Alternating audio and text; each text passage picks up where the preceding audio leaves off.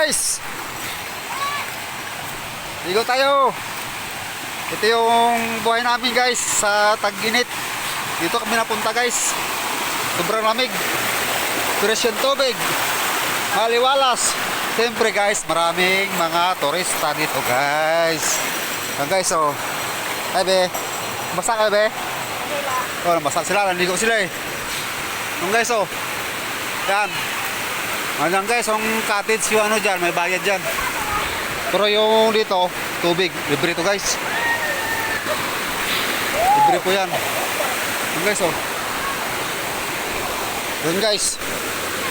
Ito tayo doon sa taas. Hello guys. Ayan guys, libre tubig, only water. Sarap. Napunta na to guys, nakaraan napunta na ako dito, pero gusto ko balik-balikan to guys. Kasi yung tubig dito, bali pala o taas na guys doon, taas. Yung guys oh. Sarap balikan to guys. Ito kayo mga bato na yan guys, di ba dulas yan?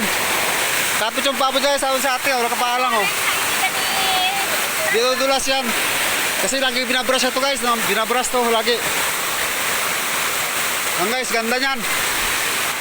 Yan po.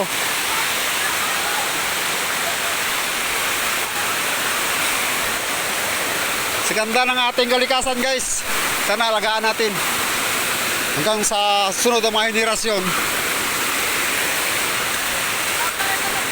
May kinabang dito guys, yung mga susunod na naman mga kabataan. Yan guys, ano water guys, ano water. Swimming lang guys, kung may gusto. Ano ban?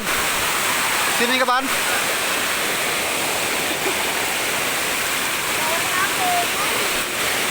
Hindi yan.